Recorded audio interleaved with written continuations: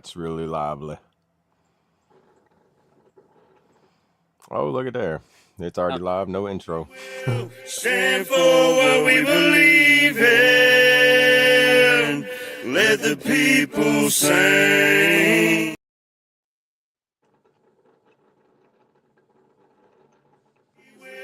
Stand for what we believe in. Let the people.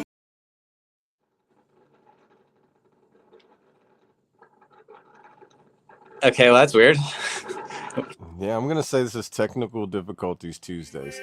Stand for what we believe in. Let the people sing. I pledge allegiance to the flag of the United States of America and to the republic for which it stands, one nation, under God, indivisible, with liberty and justice for all. They will not break our country's strength. They will not take our nation's freedom. Let the people sing. We will not turn our backs today.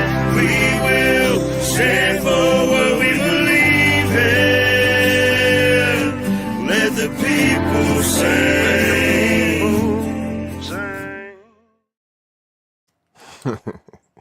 Good morning, everybody. Welcome to the F.O.B.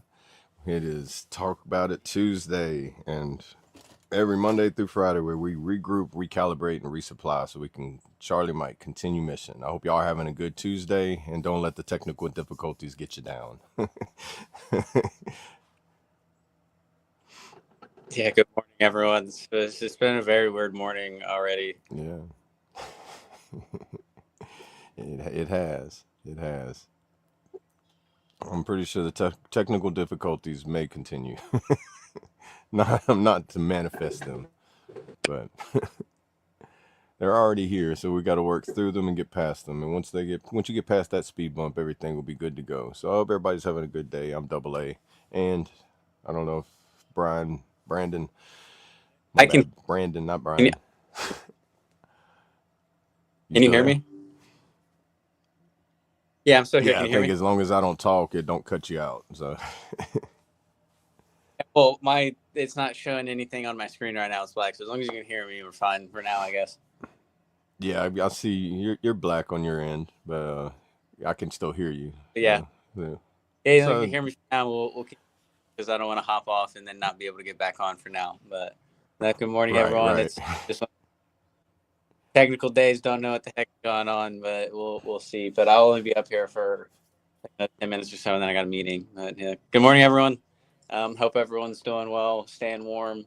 It's actually warm in Pennsylvania. It's 40 right now. So, and it says it feels like 47, which is weird. So right, I'll take that feel like temperature. You think the feel like temperature would be the actual temperature?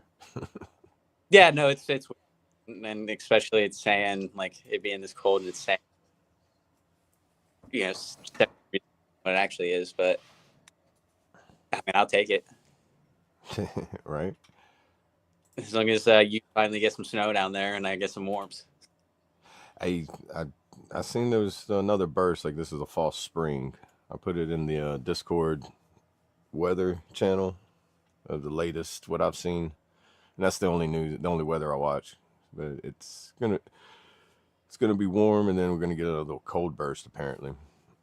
I just hope that groundhog is wrong. Like 6 so far he has been. I mean, we'll see, but like it was just such a cold January that like I'm hoping. See, for y'all, it was not. Like for us, we didn't experience down here, but I'd say for up there in the northeastern portion of the states and by the Great Lakes, I'd say y'all experienced it. What winter is actually supposed to be like as far as the cold, the snow.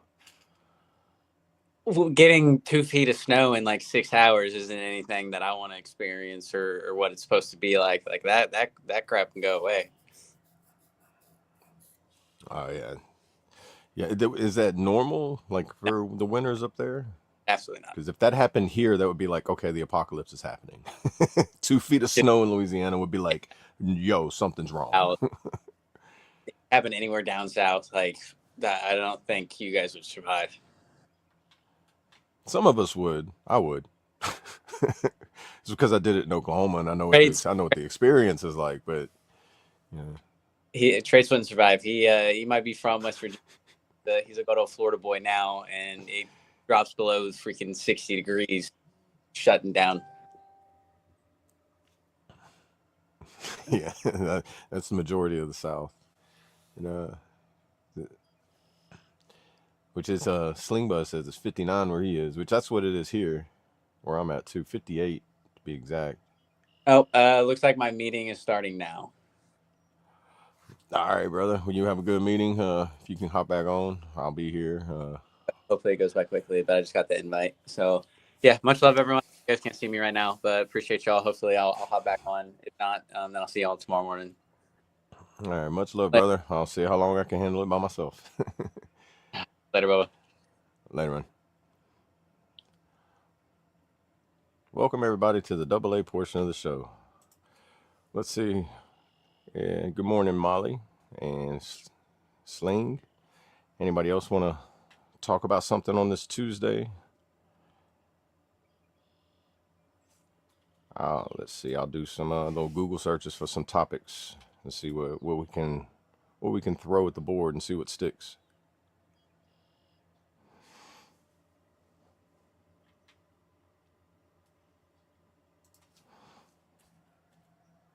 I did hear about a tragic shooting that happened in Rhode Island at a school, and prayers out to everybody and those traumatized, those hurt, and those that have lost somebody.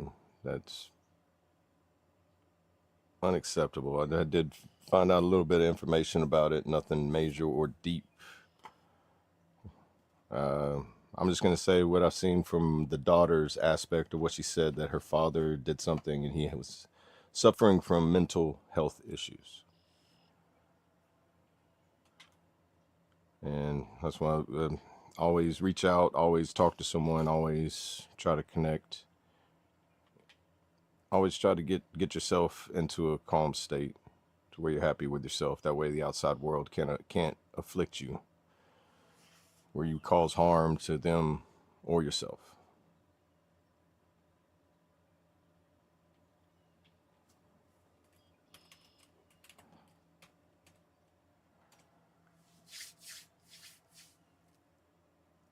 I hope everybody's having a blessed day. And I will say this is a little different and probably a little difficult to do all by yourself, especially not having the buttons to push like they can. So I'm kind of like just sitting in front of a camera. So if things go south, you'll just see a blank screen for a while. If I have to step away, I do apologize for any dead air time. A new mermaid tattoo. It was $40. How big? I don't even know how much tattoos cost these days.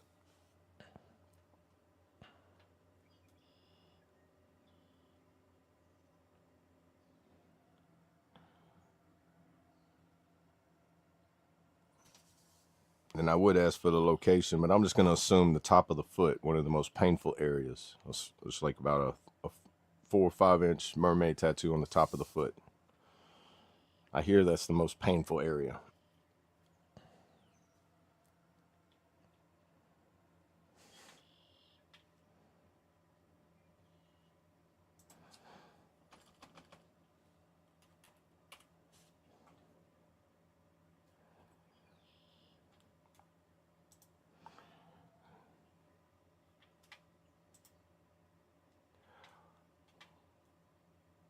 Yeah, I'm so sorry about the dead air, guys. Trying to do two things: find something to talk about, and the chat's not moving too much, so don't have much to really continue on there.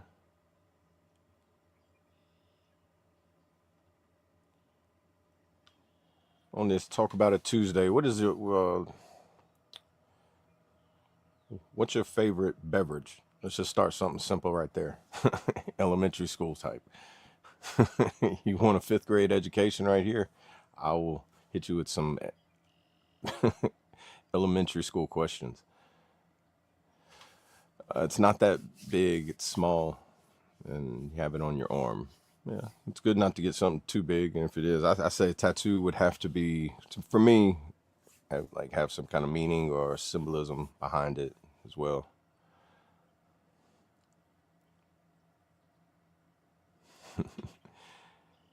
I'll take your time, Sling. Get vertical.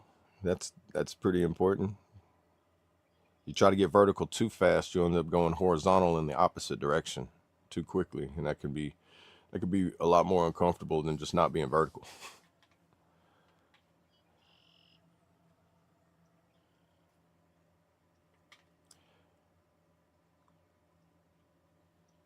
And if you're coming in on the, I wouldn't be able to bump you in. I don't have admin status, even though I'm up here all by myself. Brad should be on the sidelines, keeping an eye here and there. And Brandon should be back. And then if Chaotic, if he gets vertical, he'll jump in. He has access to do the button pushing. For those in the chat, any particular topics that I can go extensive on that you may have heard of in the past few days?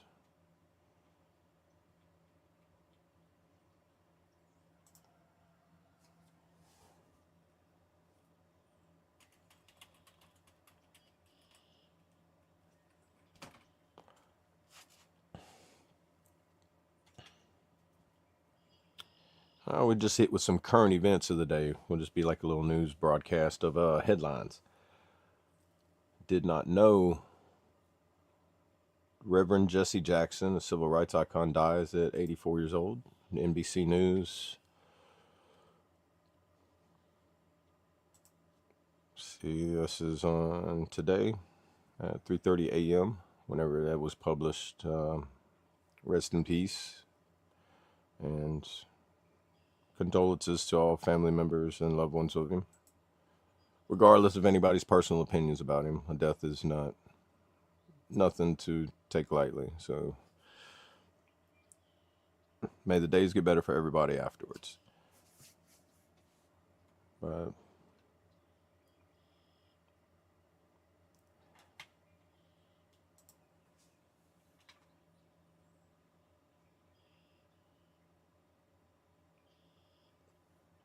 and for those following politics, of course, Hillary Clinton and all that with the e-files and all that. Not going extensive on that, but there's always something you can find about drama in the news as well.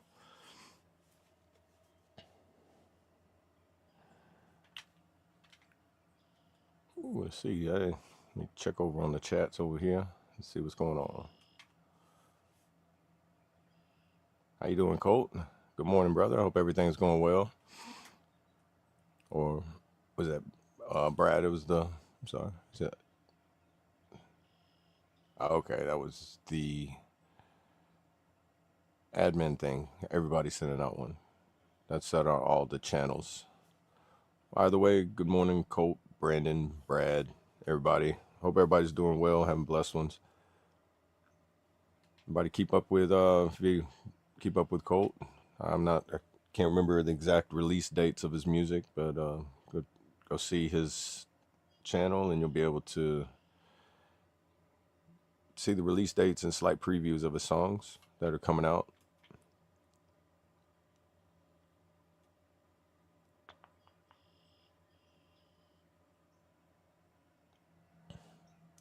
Two mics. I've heard the song One Mic. I don't know if anybody's been that far back into the hip hop era in the 90s. Trivia on the F.O.B. Who made the song? Who made the song One Mic? Hip hop era. I think it was in the 90s. I want to say like 96, 97.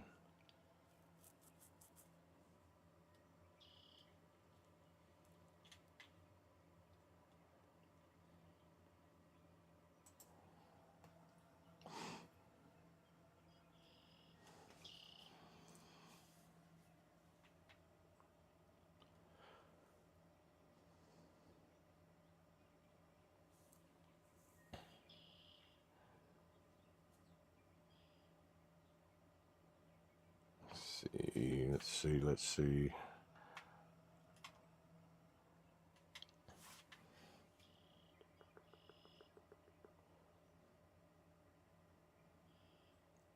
Well, I will say, if you try to look at current events, the only thing that's really going on in current events is everything to do with E-Files, Iran, and Trump. And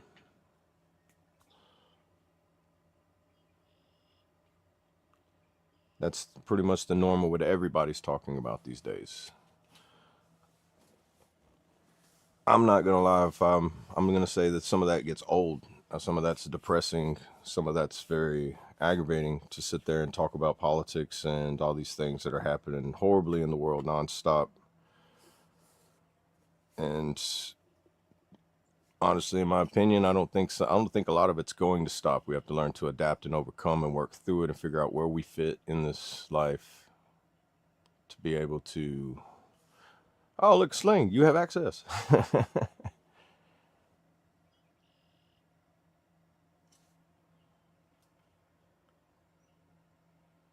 Good morning, brother.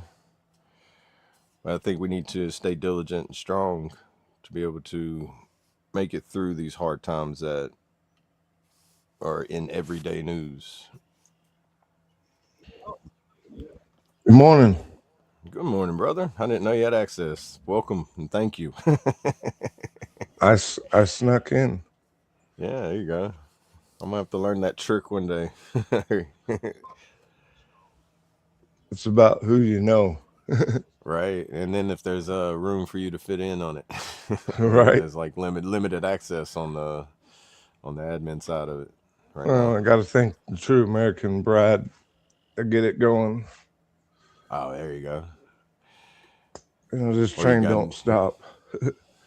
no, yeah. So how was you with all that weather this morning or this weekend? We got a couple of tornadoes. Now to bring it up, kind of forgot. But yeah, we had I think 3 tornadoes that hit locally around here. And I think there was like over a dozen stretching from Lake Charles all the way up to Shreveport. Oh, wow. Yeah, so it was I mean, nothing here, nothing I'm not used to, but I think the tornadoes that did make were like EF zeros, so it was like Little bitty winds of like ones. 75 miles an hour, so nothing like too damaging. I mean, throw like a loose dog, chicken coop around if it ain't, or a tent. If you was camping, your tent would be flying out somewhere. I think it's like next, is it March or April? I think it's when like tornado season starts around here. Yeah, pretty much. Yeah, the peak of spring is normally whenever it starts getting pretty rough. Everybody was talking about, especially up there in like Oklahoma when I was up there. right. I lived in Oklahoma for about 2 years, and right in Oklahoma City, and think we might have had like 2 tornadoes come through that area. Now, right down south of us in Norman, that area was getting hit like almost once a week, it seemed like. Yeah, it's like North Texas, Southeast Oklahoma, and then and it was I was in Northeast Oklahoma, up there like Talala. Like it was like 30, 45 minutes above Tulsa. It's like you could see just nothing but just empty plains. It's just like made me wonder, did they clear them all out, or did the tornadoes just knock all the trees down and just never let them grow back? It's because it's emptiness. It's just like it's like all cow pastures and stuff. It's like, man, they don't have a lot of trees up here. We went through an F0 I think it was last spring, and it was not fun. I'm sitting there trying to get into the shelter, and as I'm trying to open the door, the tree falls down like 5 feet away from me. I don't even hear the tree fall or land or nothing, and I just see it, and I'm like, all I hear is just the wind blowing around me. Yeah, not fun. No, it's not. I know. Like I remember the first year I lived in Oklahoma, it was like every single day for that whole spring, like for 3 months, every single day. It was like I was in the middle of the night running to the shelter because it was like your phone would go off or you'd be watching the news. And it was like this next 6 months after that, it was like I can't sleep very well right now. Just so used to just like anytime the wind blows, like you're just like, man, I'm not used to this in Louisiana. I can handle a hurricane, but I know the hurricane's coming like a week ahead of time. A tornado, they're Yeah, like, you got 7 hours, maybe. maybe sometimes they tell you like that hour right then. Then you're Yeah, like, oh, you just hear wind blowing and you look out the window and like it was one time we had a dog pen that we made into a chicken coop and we didn't anchor it down. And I'll look through the window and I'm like, the chicken coop went through the neighbor's yard, down their driveway, down the road. I'm like, I didn't know the chicken coops could drive, but that it's reminds like, me of, like when I was overseas in Japan, my very first day there, I get up that morning, all of a sudden I hear air raid sirens. I jump up and start crawling underneath like my bed and everything. My roommate's been there for a while already, and he's like, "What are you doing?" I'm like, "It's air raid sirens." He's like, "That's their sign of going to work at the shipyard." And I'm like, "Oh, that makes sense." But it was man, not fun hearing the air raid sirens at first. no, because I think the tornado sirens or the whatever they have three different tones for the sirens, like flash floods, or it's either earthquakes or flash floods, and then they got the ones for tornadoes, and then they have one for like if it's like an aerial attack, like if we were under like get to a fallout shelter.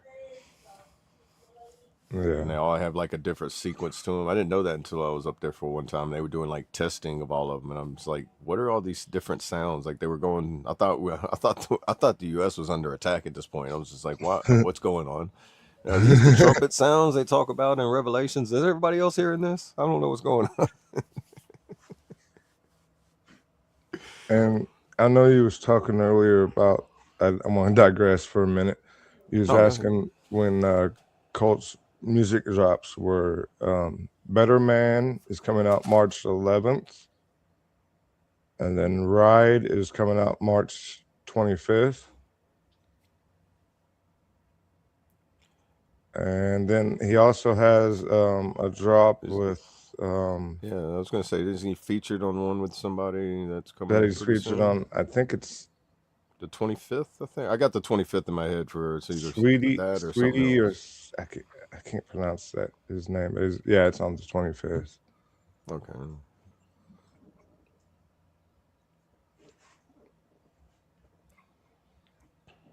Uh, I've just been dealing with a lot of headaches and stuff. And yesterday I wanted to sleep in. It was like my one day off. I was like, oh, I didn't even wake up for the F.O.B this morning. Oh man, I was wondering if the technical difficulties was going to get us started. Yeah, I seen we But had a little bit of issues with the sing this morning. yeah, I think it's because Brad's in a different location at the conference he's in, so we're trying to do things remotely while doing like we'd already do it remotely, but he's away from his normal place he does it, so it's like I think that's making the technical part just be a little difficult right now. Right. Yeah. But speaking of the headaches, I noticed like a couple people have been doing. I think this false spring or this feeling of spring that's coming around for like everywhere. Like here, no, not for Brandon. He's not. He hasn't. He's slowly getting that feeling right now. I think he's Yeah. 40, but feels like 47. That Ooh. it's making the plants produce pollen. Like even though it's like no leaves and stuff, like certain ground plants. So we had a pollen alert the other day. I was like, interesting. And the very next day, people were like, "Oh, I'm all stuffy. I got a headache." Or I'm like, the allergies of like the season's getting all out of whack. Just throwing allergies out of whack. Night crawlers are already crawling around here. Yeah, it's I went out interesting. I went out in the yard last night and I was like, what are these little bitty, it looked like little crawdad mounds, but only about maybe half an inch tall. And I was like, this ain't no crawdad. What is it?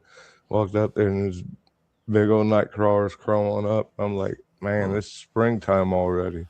It's almost fishing season. Oh yeah, I was watching well, what's his name? Pelican Bone Outdoors. I watch his YouTube channel, and he's down in Lafitte, Louisiana. But he does like crawfishing on his own, like crawfish traps, and goes places kayaking, fishing, and like red drum fishing. I love watching his channel because he's like showing all these different ways to catch fish in places. But he's getting crawfish right now, and he's like, this is the earliest he's ever gotten crawfish. Wow, that's crazy. Yeah, it's because they burrow down whenever it's really cold and deep in the mud, and then whenever it warms up, they come up. So it's like that false spring, or that's this feeling of spring, which that weather thing I put in the Discord. He's saying that it's a false spring, so it's like we're gonna get like another big cold snap. I think. Oof. I can't remember when. I didn't finish watching it, but I know it's like he said sometime in March, like think mid-March. St. Patrick's Day. It's gonna be perfect. St. Patrick's Day. Everybody's gonna be frozen and.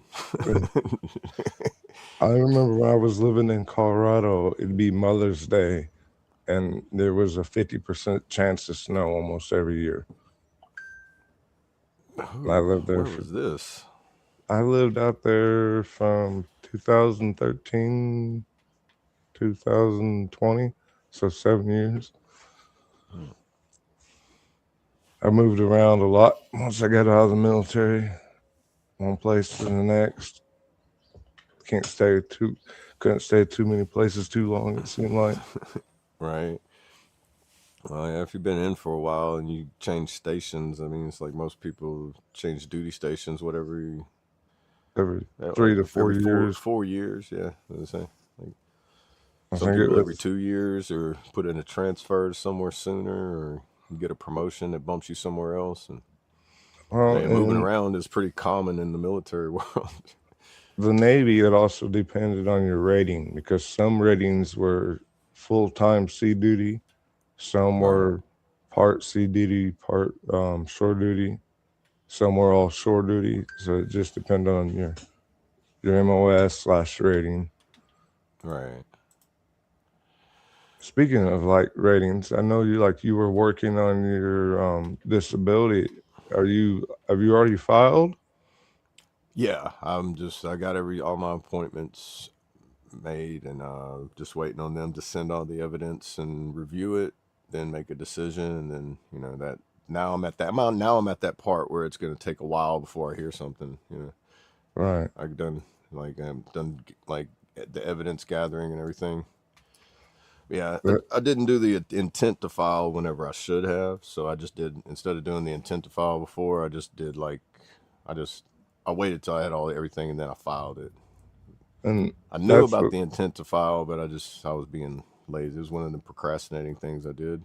Bit myself in the butt on it. I didn't know about the intent to file my first time. Didn't quite have all my medical evidence on some things, so that's why this time I did my intent to file, making sure I get all my medical evidence right now. All my buddy, I think what they call it, buddy statements. Yeah, you can get buddy statements. I had to make a personal statement, which is good for you to make one anyway, because it kind of like breaks down what you want to tell them. Like if you were sitting in front of them, telling them why I'm making a claim, and then you have a buddy statement that matches that. Especially if you don't have, like, I haven't got a buddy statement for anything, but if you don't have like the medical evidence or anything like that to prove this happened to you while you was in service, but I have 5 people that were there when it happened, even though it didn't go to TMC or sick hall or anything. The buddy statements kind of, from my understanding, help build that case to where it'll like help you get approved for it. And when I was in the buddy system, or going to sick call, it wasn't, you didn't really want to go to sick call unless you had to. And all they were going to give you was some ibuprofen and say, see, I waited until drill sergeant looked at me and goes, "Why ain't you going to sick call?" And I'm like, "Because you didn't tell me to go to. You told me not to." And he goes, "You're stupid." I'm like, I guess I am. For listening to you and not going. I guess I am. I I mean, remember that they told me, looked at me, and was like, "Man, you should have went." I was like, well, "Can I go now?" He's like, "You got to go now. there's no, there's no, can I or am I not going to?" I I learned very quickly, mm, pretty much not to want to go to the medical because I got when was it? I was in A school and I missed PT that morning. So I was like, I'm gonna go to sick call. I was like, oh, my stomach's hurting down here on my right side. Next thing I know, I'm being put in an ambulance, being taken to the Naval Hospital about 40 minutes away, and then for, they and it put me in the hospital, and I was in the ER probably about 4 or 5 hours. And it's like, oh, we're going to keep you. Your blood counts up. I'm like, okay. Next thing I know, they're like, oh, we're going to take out your appendix. We think you might have Oh wow. appendicitis. It was a lot of good times, Yeah. especially they got out. It was like, well, you went from being you missed uh, PT because you was drunk to be getting your appendix taken out. I'm like, yep. Right. They're thinking they're trying to be like, oh, so you just getting drunk again? Like, no, this time it was for real. But I didn't really need it taken out because I didn't have appendicitis. They was just worried that it might Right. Well, rupture. yeah, I know. And Like, I had a friend who had his appendix ruptured, and man, he looked like he was. It looked like he was like at the end. He was like screaming, yelling. It's almost like somebody. I guess he described it as like somebody stabbing him in the gut and just turning the knife. Like, I oh, was like, ah, it it hurt, but it hurt more. I think once I got out of the surgery, they gave me the first shot of morphine. The second, and then I didn't want to wake up. I was like, it still hurts too much, so they gave me a little bit more. And next thing you know, I'm screaming, "Wee! I'm on morphine!" And, and right. they pushed me up to my gurney and to the bed. They says, "Well, since you're on that, you can get yourself into your bed." I learned very quickly not to upset the nurses and stuff. Yeah. Oh man, yeah, I remember waking up one time being it was from a head trauma, and I didn't know I was being like walked. Like whenever you're getting released from like the ER and they like walking you, make sure that you're like coherent enough to be able to be released. I didn't. I came to like in the process of them doing that, and I thought I was like being dragged somewhere, and I'm trying to like fight away from these two guys who are like 3 times my size, and like trying to fight away from them. And it was definitely not them were definitely not the nurses that I wanted to make mad, because after they like set me down in a chair and was like a drill sergeant, be like, "You're about to go someplace you don't want to go." Like I'm like at that point, and it was like, okay, I understand now. I could have waited to do this when I was a little bit more coherent. You don't want to come. You don't want to come out of a blackout in the middle of being walked somewhere with two people holding your arms. You're like, why am I being tactical carried somewhere? I don't like this. This is not. Is like one of the worst feelings to wake up to. I remember, I think probably the strength, like he was talking about being carried. Yeah. The one time that I remember, I got some weird stories, but we have casualties, and we had to respond to anywhere in the ship in 3 minutes. And I was running and tripped over a chain and fell, and everybody else was running there. And one of the O6s saw me, and he got a hold of me, picked me up, got a hold, and then just happened to be that I was right next to where all the officers area was. So I had two O6s carrying me down to medical to get my Yeah. X-ray, and I'm like, wow, that don't happen very often. And then E3 gets carried by an O6 by two Right. captains.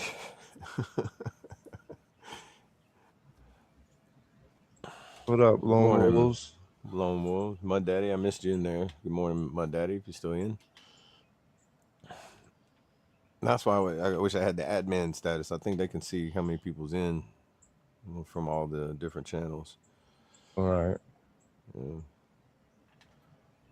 And speaking of like the sick hall, like whenever they told me I needed to go, I remember, cause like in that basic training, they got the different groups like A group, B group, C group, and D group based on how fast you run your initial like your first like what they call the 1, 1, and 1 PT test. Kind of see where Yeah. you place in like speed, push ups, and sit ups.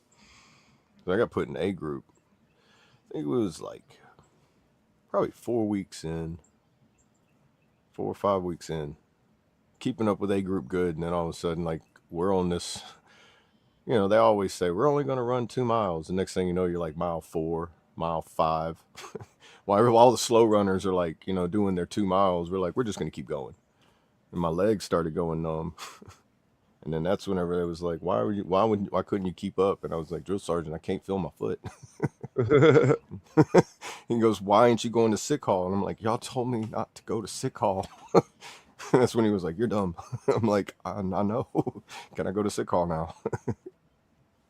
Yeah. And in like 2 weeks, it was like, it ended up being like some tendon issues. And like for 2 weeks, I was on crutches. I'm like, man, I'm going to get recycled. I'm going to have to start back at day one. I think I had a dream last night too about like coming to me and be like, all right, you got to go back to day one. You should recycle your holdover. And I'm like, no. Ooh, would not have. I've recycled. I think we had 2 people in my division that had to recycle, and our recruit division commander was one of them that got recycled back 2 weeks. And I was like, oh, there he went. Thought he was supposed to be in charge of all of us. Right. Now I had a couple of holdovers that were in my company too. Like I remember being in my platoon. Like one of them, I was like, "Why are you a holdover?" And the other one, I was like, "I can see why you're a holdover." But they were both cool. But it was just like one was just like he kind of like he lost interest and was like, "I just really don't want to do this no more." And it was like he would go back and forth, like, "Oh, I like it," and then the next day he wouldn't. Then he would just not perform, and he end up being held over so long to where they just trapped you. I think after like 2 or 3 holdovers, like I think it's a 2 strike rule on most of it. And then you end up getting processed out, which I think takes longer to get processed out than it does to get processed in and graduate. I know someone that was processed out of it was a Marine boot camp, and I think it took them 2 to 3 weeks to out process. It was weird because I mean he was only in I think 4 or 5 days when they started his out process paperwork. I was like, wow. Wow. Yeah.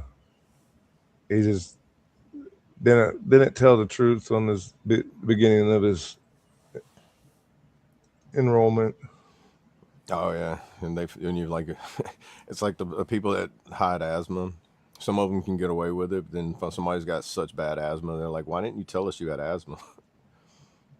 You know, it's like so with those, or some of the small things that you're like trying, like they say you're trying to hide, but it's just like some of the pointless things like color blindness, flat foot, like those things. Like you can't be in the service because of those. You know, like if they find out that while you're in, or if they diagnose you with it, they process you out. Which I don't think that's the big deal now. I know like It's it used to be a big thing. I know that my flat foot came afterwards. All the weight and ruck marches and staying on your feet and standing in attention and trying not to lock your knees. I imagine everybody's feet gets a little bit flatter. I've only seen 2 people fully fall out from locking their knees in. Man. I can't remember her name. I remember it was was a couple years after I'd been in my unit. It was like I was in headquarters platoon, so like in our drill hall, we would like horseshoe around, be like headquarters, first platoon, second platoon, and then detachment would be like the next horseshoe around. Somebody in second platoon and second squad, they locked her knees. She was pregnant, and she locked her knees. Instead of somebody catching her, they just stepped out the way. She like Ooh. you heard her head hit the it's like a basketball court, like concrete floor, and she hit. Man, it was like everybody's looking over and like, why did you step out the way?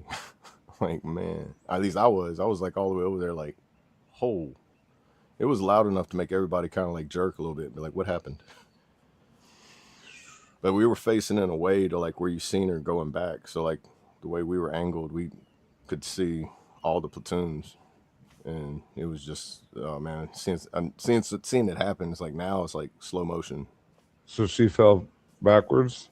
Yeah, she fell backwards, and like everybody's like, somebody could have grabbed her, like helped, like stopped her from falling, but it was just weird. They just sidestepped and bloom, like they.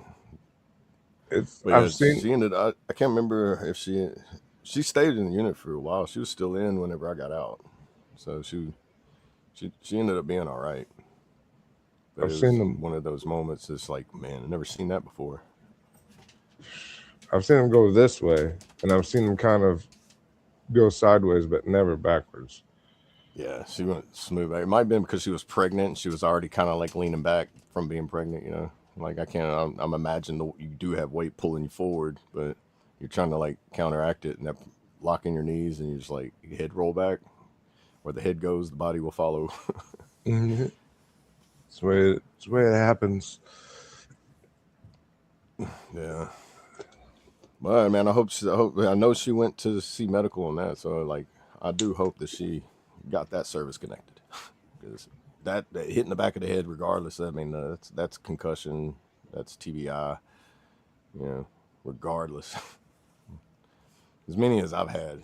If she got out of, like, not having a head injury from that, I'd be like, man, that's surprising.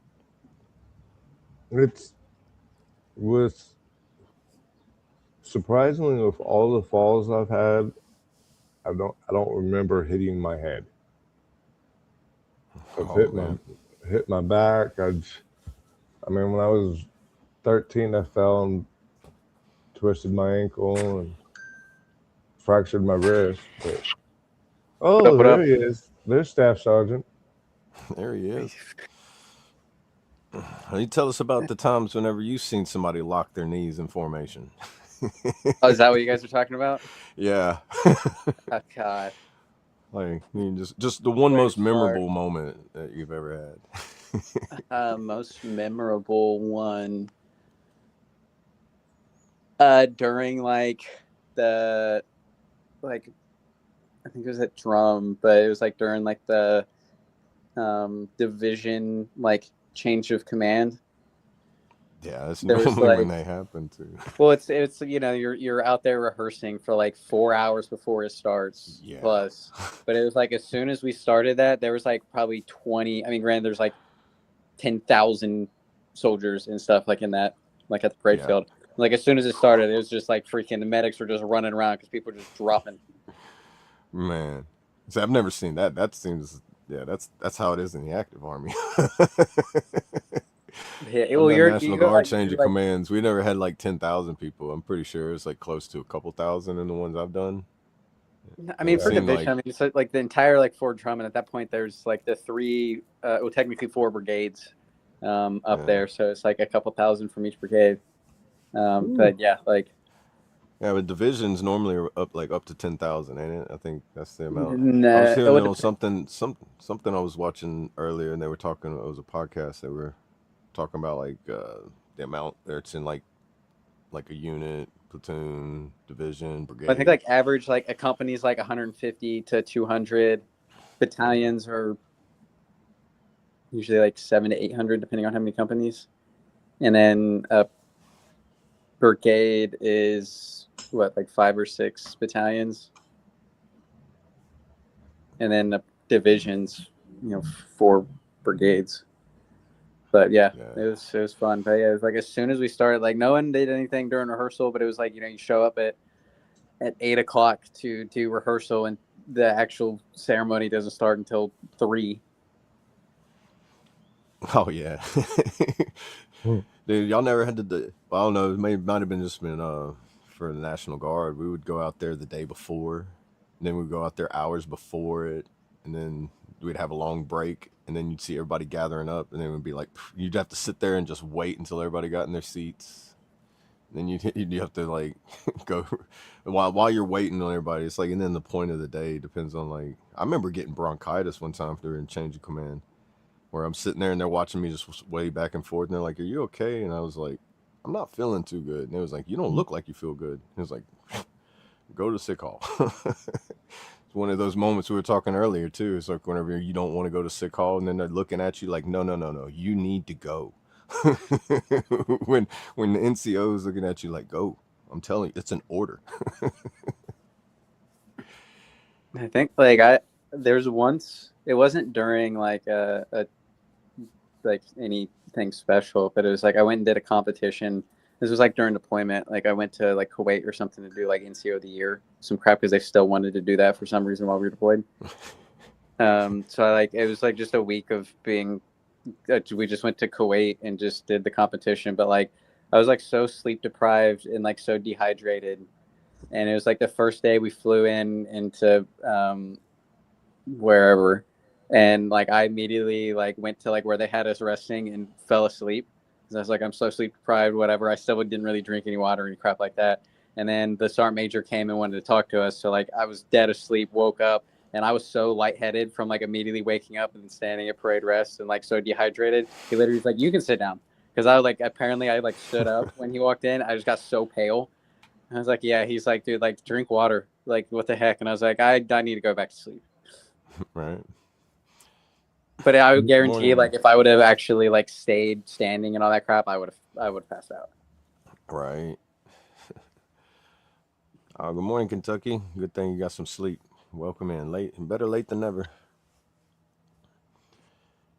See, that's the thing Yeah. when I hear Army people say division, even though I've been like in the Army Reserves, I still think of like the Navy means like a division means like unit. So like your division, like in different parts of the ship have different divisions, and they're only maybe like 100, 150 people top. Oh, so it's like a company size Yeah. section kind of a thing. Okay. How does it break down in the Navy? Like, how is it like the different echelons? Like I mean like groups. Yeah, like the names and all that stuff. Like for like there's the division, the shop division, and then can't remember the other ones. There's only like 3 of them when we was on the ship. Okay. But like when you're in the E1 to E3s, they're all seamen or firemen, and then the E4 is an NCO petty officer. So all E4s in the Navy are NCOs. Kind of different than in the Army, because the Army, the only time an E4 is an NCO is if they're corporal. Yeah. And the Now only time you're they. a corporal is in, I think, isn't it? You might correct me if I'm wrong, Brandon, but a corporal in the Army, they're only a corporal if they're in charge of like a squad or a team. So Not like, technically anymore. They changed it to where as soon as you graduate BLC, then you get pinned corporal. even if you're still an E4. Yeah, so you can be, but it's Okay. typically like if you can get corporal before that still, but it's like as soon as because they're trying to distinguish of like the typical sham shield, like you've been a specialist for 7 years kind of crap, to Right. where like as soon as you graduate BLC, like you're technically like able to get promoted to E5. So they're like trying to make it to where corporal actually means something now. Right. It still doesn't, but It's kind of like the difference between being a master sergeant and a first sergeant, right? You still have responsibilities, sometimes more, but you still get paid as much as the guy who has yeah. less. You know, It's like, oh, I was like almost like getting promoted from master sergeant to first sergeant. It's almost like, well, thanks for just the pin. I'm not getting a raise, so Yeah, and like now I what I got got more pinned. responsibilities and I think I got pinned corporal the first time before I got demoted. As soon as I like took over a team, because they're like I think I went from like PFC, and then it was like a couple months later I took over, or I got pinned specialist and I took over a team. So they tried to like do it, at least for my battalion. There was like anyone in a team leader spot. They finally like were trying to do it, and then I got demoted, and then I think I got corporal. Like again, it was just like a month before I made E5 because points were maxed. So like no one got promoted that, but like they're trying to do it now where it's actually like signifies like something. But most of the time people just get it as soon as you graduate BLC, and you'll wear it until you like make the list for E5. I don't think they were It's still giving. a pointless rank. You're still just like it's the same as you mean you're getting paid the same. I mean, still, I've been in a 7 position for like what 2 years and some change now, and I mean, I'm still getting paid a 6. So, oh, really? I'll take that. So They don't. They're not gonna do back pay for Heck for you no. on that either. Absolutely, I wish that'd be a good freaking paycheck if that ever Right. happened. But Be like, man, I don't need this BAH no more. I'm buying me a house. hey, I like that being part of the E4 mafia though. It was the perfect little space. Dude, yeah. And E4 it E4s are kind of the depends glue on of certain areas too. They're like it you got depends the on who your E4 shammers. mafia is. Like Right, if you right, have like the good like the actual E4 mafias where it's just like give me a task, don't ask questions, it'll get done. Like those right. are the That's good ones.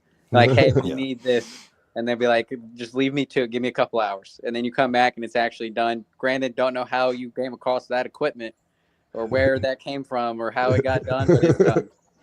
Like those ones of like, hey, I can tell you what to do. I can go back, do whatever stuff needs to be at the company, and knowing that I can come back in a couple hours and it'll be done. Granted, you might go and technically acquire some equipment, but that type of like mafia is kind of dwindling out. Not really right. saying that much anymore. Yeah. Yeah. I'll touch on Kentucky real quick. Prayers for you, Kentucky. You had to go to the ER twice over the weekend. You got AFib. Keep track of that. I'm not familiar with it. I googled it, and prayers for you on that. I see that can cause like the dizziness, fatigue, chest pains, and it's a heart condition. It looks like. What Prayers for you on that, and also he asked, was it BNOC and is BLC versus WLC? I don't know. BLC is WLC. Yeah, I they think just read. BLC is more. They extended it to where it's like instead of being like what it used to be like 2 weeks, now it's like 21 days. You know, less like when I went, it was less time in class. It was more like going to work at 8 to 5. That was class time. Then you had your personal time, and then like 2200 lights out, that kind of thing. When WLC was around, it was more strict. It was like a lot of like sleep deprivation involved in it. Like they'd make you in class for a long time. I know people I went through through WLC. I said it was a lot of like they didn't get the soldiers time, or they didn't get like personal time until like a certain like from 5 to 10. They didn't get none of that. Never made it to BLC. Yeah, it was like basic. Used to be called Warrior Leadership Course for the Army to get your E5, like go through all that, and then it turned to Basic Leadership Course, and that's where you get your E5. And I think they went to after that would be ALC for the Advanced Leadership Course, where you get your E6. And then what's the next one? SLC, where you get your E7. Yeah. So I still know a little bit about that. They've changed it now to where like I think you still need BLC to make E5, but you don't need ALC for E6. You need ALC for E7 and then SLC for E8 and all that. So like, and they changed that while I was in SLC. So like as soon as we showed up, the regulation changed. It was literally like our like day 1 or day 2 or something like that. They changed it. So we were all there, and they're like, technically, you guys don't need this course anymore. We need it for 8. And we're like, cool, like we're still here. So they're like, yeah, like I know, like, I'm probably not going to another like NCO course for like 5 years. Yeah, I was technically an E3 when I went. I got promoted back to an E4. Then I got demoted back to an E3 once I got done with BLC. I was It was an E5 What about promotable. Got knocked down to an E3 in 01. Do not drink on call status. yeah. Don't try to either, because more than likely you'll get caught. Alcohol has a distinct smell on the breath when it's not supposed to be around. Yeah. when did I get promoted? 2015, I think. That's right. But yeah, I got drunk and cussed out my first night. Took me almost 2 years to make E5 when I was, because there's E5 promotable. And then when I got E3, it took me till I joined the Army to make E4. Yeah. Oh, so BNOC was before WSC. BNOC was. They keep changing the names. Yeah, I remember all my senior NCOs. Whenever I got in, they all whenever I was, they would, especially whenever I was going to BLC, and there was like, you're going here, and I'm like, what is that? And they're like, oh, it's this, and I'm like, why don't you say it? Well, when I went, that's what it was called, this, which then it was called this, and now it's called this for you, but it's all the same thing. And I'm like, why do they keep changing the names? You just simply just call it, you're going to school. Okay, you're gonna pay me to go to school. That's cool. I'm gone. What am I gonna do? Whatever they tell you. Sweet. I get to eat. I get to sleep. That's it. I'm done. That's how I was when I went. You want me to go here? Good. As long as I get paid. So whenever I don't get paid, that's when I get grumpy.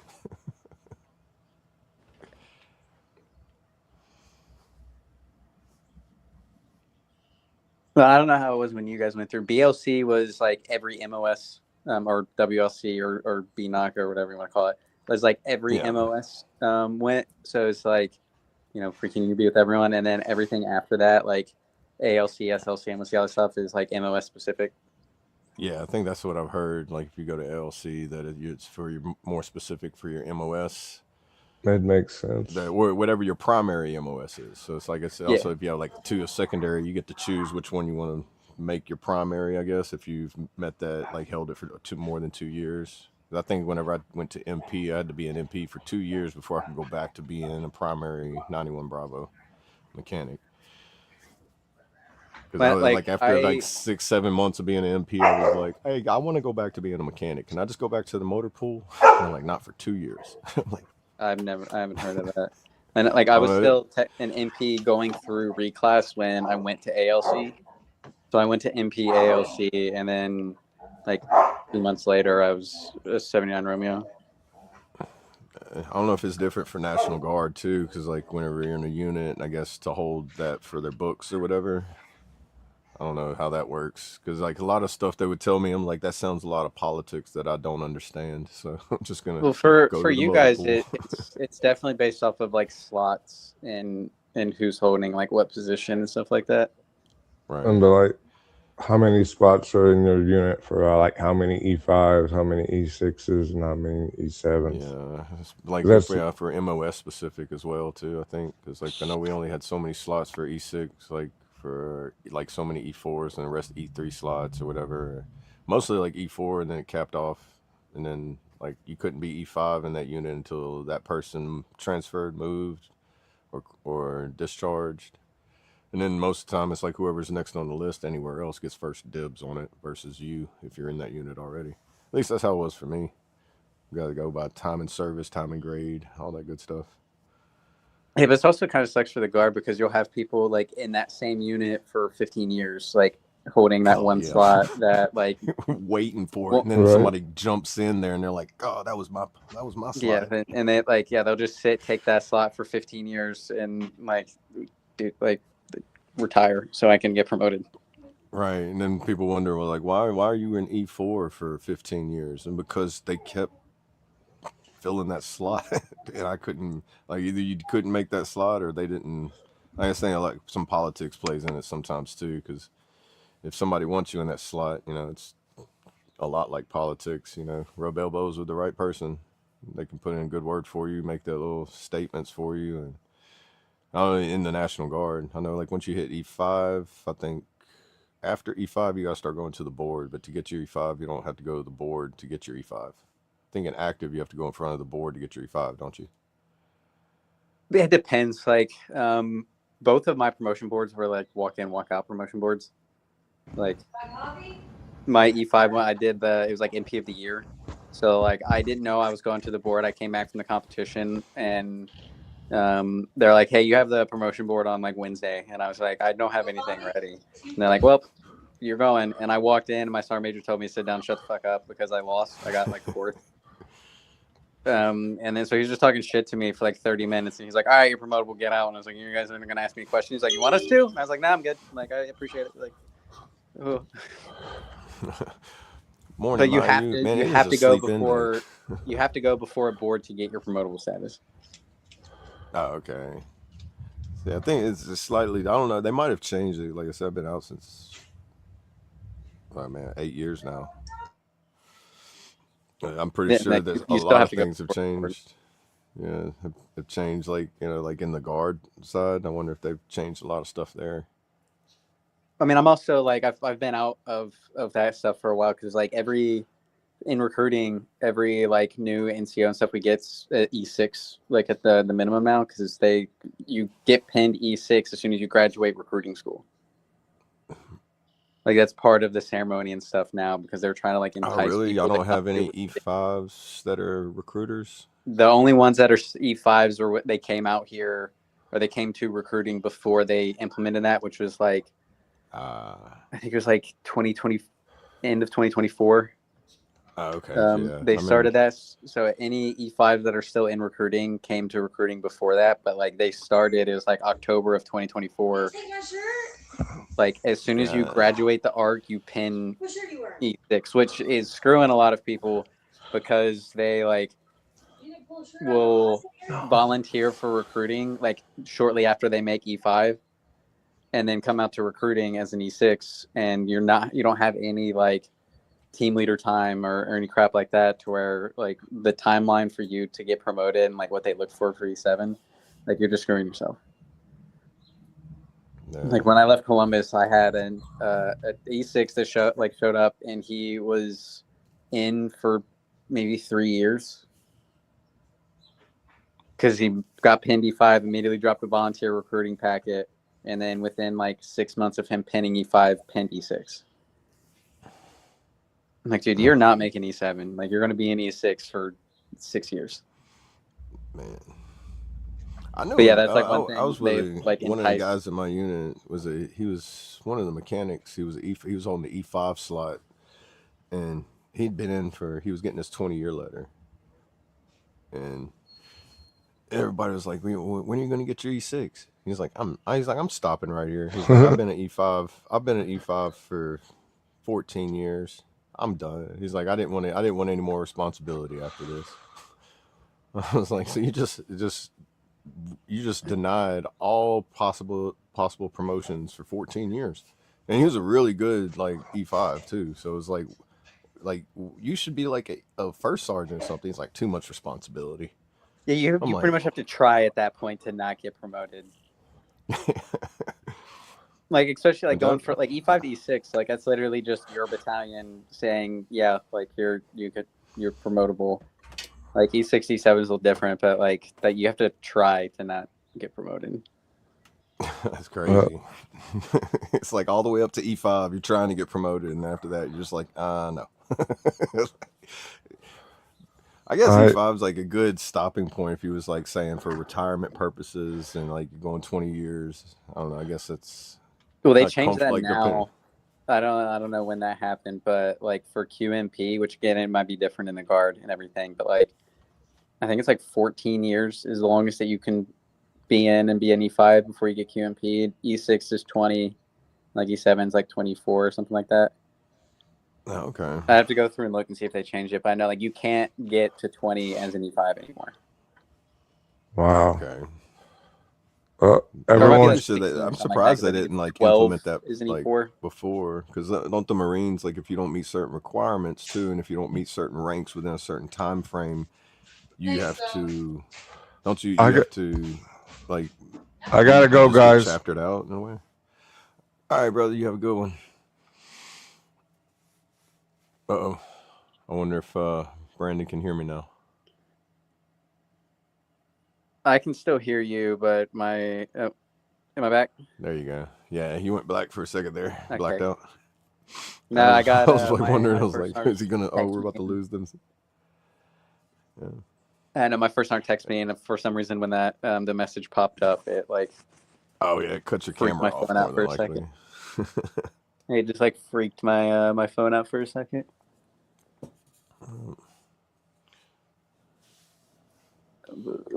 Yeah, I can look to see. I don't remember when the QMP stuff is now, but I know it's like 12 years is the longest you can be in as an E4. I want to say it's like 16 for an E5 and then 20 for E6.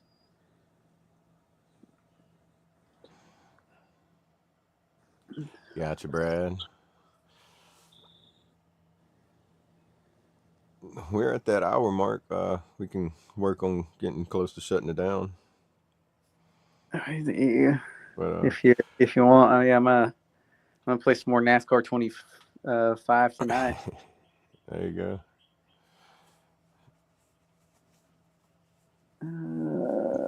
Yeah, I forget who was telling me. I was listening to a veteran with a sign. He was breaking down the Marines on like if you meet like after 4 years or like the requirements to continue on. Like so somebody that's been in the Marines for like say 25 years, like it's almost like a major accomplishment to be able to stay in the Marines that long because it's so strict to be able to re-enlist. Yeah, hold on, let me see if I can find that real quick. Of like the timeline. That's always intrigued me too because I know some people it's like they want to go for the 20 years but it's like but they wouldn't let me and I'm like man, and I've known people that stayed like they were at E4 for 15 years and there was like Well, I mean, it's like also like in general, like nothing against like the Marines, but like they abuse the hell out of like their lower enlisted to where like a lot of them just can't physically stay in. Yeah, that's true too. I think a lot of areas of I think Army and Marines just like physically breaks them, and then in some cases probably mentally breaks them in some areas too.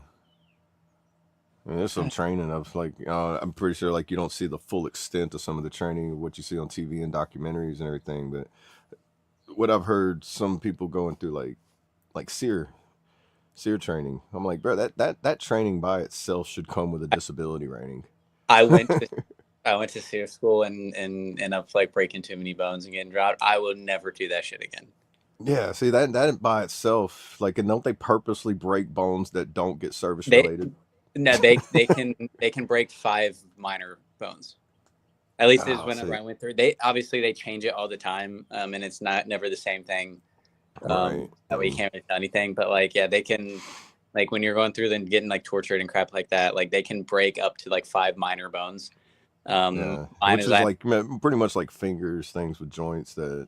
Yeah, I end up breaking my scaphoid in my wrist, and like I like cracked, like it was like a hairline or something like in my jaw from it. But like they literally just beat the shit out of you. Yeah. Like, it's That's tough. what I've heard, and then hearing people say it, and I'm like, and especially people I know is going through it and they don't have a VA rating, and I'm like, bro, you went through SEER, you should just automatically. I think because even don't you go to the airborne jump school after so many jumps, you automatically get a rating. I have no idea with that. I've heard somebody tell me that. I might be wrong on that, but well, I know like my best friends brag right now, and like they jump all the time, but it's like people that have been doing the jumps, like you legit like one of my buddies I think he's been in like an airborne unit for like 12 years or something like that. Like he's legit an inch shorter than what he was when he joined, just from the compression of Granted, I mean he's probably had a couple hundred jumps or something at this point, but like he's legit wow. See, I heard somebody told me because I had a buddy, and well, this was also too while we was in AIT, and it was one of the NCOs during AIT telling him, was like, whenever if you make it to 100 jumps, you guaranteed to get a certain percentage rating for the physical impacts that like you end up taking from hitting the ground from the jumps, because aren't they? They're not normal parachutes. Like they don't like float you down real nice and slow and comfortable. You know, you're kind of going down at a good speed. You know, aren't you? I mean, I never got the chance to do that. No, I never went and did airborne. I was sick with air assault, but yeah. Hey, first rule of SEER training. Don't talk about SEER training. Yeah, that shit sucked. I would never do that. Yeah, I mean, I was just doing it. I was doing a flight packet, and I had the opportunity to go, and they're like, "You want to go?" I was like, "Sure," but like, how people are willing to do that course more than once. Like that was a miserable like week and some change that I went. Yeah, I know people in our unit. They went to air assault. Yeah, then they said it was just like rappelling and doing all Air that stuff. They said air assault was fun. They the said, air, air assault's just like an attention to detail course. Like isn't like yeah, like it's not like anything tough. Like obviously there's like the physical standard stuff you have to meet, like the running and the rucking and all that stuff. But like if you yeah, got that, like the biggest thing that gets everyone on air assault is sling loads, just because it's sling so like loads. methodical. Yeah, like the process and all that stuff of like inspecting the sling Yeah, loads. Like that's where most people drop, just because like you have like going through your sequence and like making sure you get all of, like the gigs and everything. Like the school itself, like after like first week is just learning about helicopters and like what they can hold, how you sit, where you hold your rifle, you do your rappel seat, and then all of week 2 is just doing sling loads. And for literally like from 9 a.m. until like 17 1800 you were just practicing like your sequence. And then on test day you have to find 3 out of the 4 deficiencies that they put, which could be something minor or something big or whatever. But if you don't get the 3, at least 3 of the 4 on each of them, and there's I think there's like 6 different like inspections that you have to do, or 6 different like loads. If you don't get that, then you're dropped. hmm. So like that's like the only hard part, and where most people will get dropped. And then like week 3 is literally just rappelling. You go off the tower, you go out of the helicopter, you do your ruck march, and that's it. Like the most annoying thing was every time your left foot hits the ground, you have to say air assault. But like you say that, like you just like we would just scream that shit enough to where like our instructor's like, all right, we get it. Like you guys don't have to say it anymore. Just keep running everywhere. Like just shut the fuck up. But they didn't do that until after the sling load test, because we lost like probably 60% of our class on sling load. Oh wow. Like it went from Yeah, I like never got the chance to go to. I know there was an option that's like everybody. It was also an option too in the time when I was trying to regain my position from my mess ups in the army before I got discharged. So I was like watching everybody go to it. It was like, man, everybody gets to do the fun stuff, and you mess up one time and you get that flag, and you're just like, I don't get to go to schools. I don't get none of the fun stuff. You get limited orders. You're like, don't get flagged. That's for any reason whatsoever. Depending like on what you do to get flagged depends on how long you're flagged, and depending on what you get flagged for could depend on if you're still in the military. yeah. No, I mean it's still freaking each other, and you want to you was it the play stupid games, win stupid prizes? Right. That F.O.B. Yeah. Yeah, like airborne. Like I haven't heard really anyone like complain about airborne or anything like that. I'd rather rappel out of a helicopter than jump out of a fucking airplane. See, I would rather fall out of an airplane than slide down a rope. And I'm scared of heights either way it goes. But if I had to make a choice, I would rather fall. Something about that, like whenever if you stop, I don't know, just I didn't like rappelling whenever I was even going down the wall. I only did it because I didn't want to get pushed off and hang upside down. Then you're doing it wrong.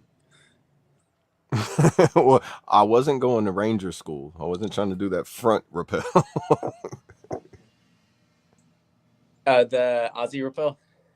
Yeah, it's like with rangers. I seen them like whenever they was trying to recruit people for rangers.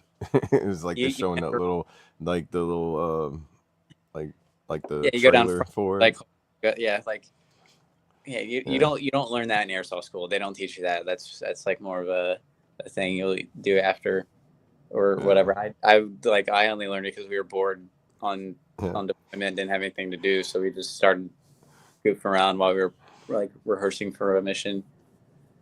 Yeah, I remember seeing people accidentally do that during basic training because they would start spinning around, go upside down, and it's just like, okay, what did we tell you to do when that happens? Yeah, I I forget. for, Like that was such like a big ordeal for people in basic training going down the rappel tower. I'm like, dude, like it's a 20-foot wall. It's not even like anything crazy. oh, we had a 50-foot wall.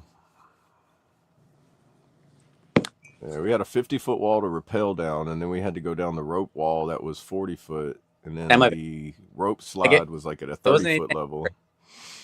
like it's not that bad. Like some of the shit on like the obstacle course was like worse than that shit. But like I don't know, everyone got like so and like same with the gas chamber. Like everyone gets so like their head wrapped around that crap. Yeah, Dude, like I will go them, like this time of year dude, when sign everyone's me up. sick, I'll go like in dude, there. I don't even need a gas mask. Just I'll go in there and say my name, rank, and social security number, and walk out. as soon as I start getting sick, I'm like, dude, gas chamber, fuck, clear out my sinuses. Like, let's go. Right? But like everyone always just gets so wrapped in their head, and it's like the fear of going through and doing the crap. I'm like, and then as soon as you're done with it, you're like, that was awesome. Like, let's go again. Like, just stop overthinking everything. My internet's out. Did you go to Fort Campbell? Kentucky ass. So you went to Fort Campbell. I've been to Fort Campbell, but on National Guard for training, and I was with the I've just been Kentucky TDY. Guard while I was I was training. first signed there. I've just been TDY, and I was attached to 2nd Brigade in Afghanistan.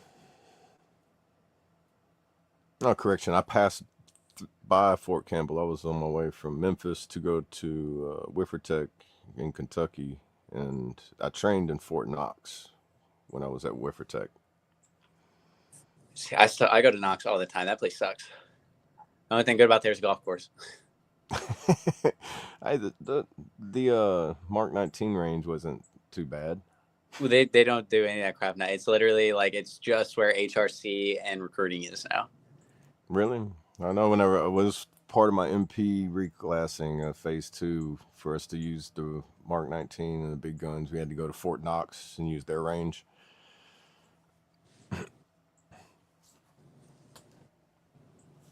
Is that where you did? Because I know there used to be like AIT there. No, I didn't do AIT there. It was for my reclass in the Guard. I did the first phase here at Camp Cook and Camp Beauregard. And then my second phase, because I got injured during that one, so I had to wait a year to go finish phase 2. And then they said I could go to, I can't remember. It was either Greenville, Kentucky, or somewhere else. I chose to go to Kentucky. It was a place called Wendell H. Ford Training Center.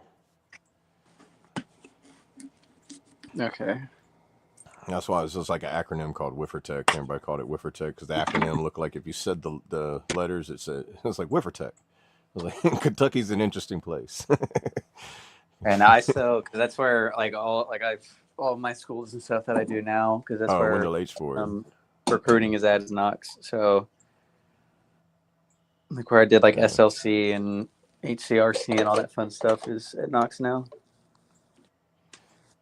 It was a nice place. It was more like a gentleman's course when I went there because it was like no formations, nothing. It was like, all right, we're going to show up for class. The only time we showed up for formations was like whenever we was doing like certain training events. Man, they had a really good vehicle land nav course. I really enjoyed that, even though I had my ass handed to me like 90% of the time I was on there. You said vehicle land nav course? Yeah, vehicle land nav. Well, it's like where you ride in convoys and you go like in a simulated like desert area or like a simulated village, and you're going from like you're setting up traffic control points. You're going to check out like possible like ambush routes, like simulated getting ambushed, IEDs, recovery missions, vehicle recovery. You know, the whole nine. It was like, man, I've never been through so much intense training in my life where I was like, you guys are really, really making me feel like I don't know what I'm doing here. But by the end of it, I was like, I know what not to do. That was one thing. It was real fun though. It was a huge place though. Reminded me of like if you took certain areas around here and just took the trees out. Like here we got tons of pine trees that it's got like more like jungle warfare around here.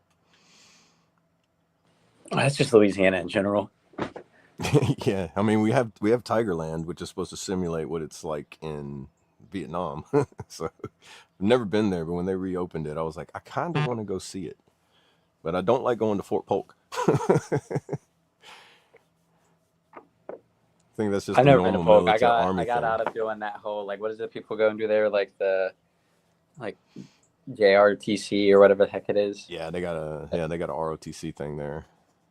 It's like well, a lot of people go like the units stuff do that before deployment, but like I got out of doing that, and same with like NTC. Like whenever I showed up to my units to deploy, they already did that stuff. So like I just showed up and then deployed. So like I got out of doing all that fun stuff, but I never went to Polk. Glad I never have with how much I hear people like hating on that place.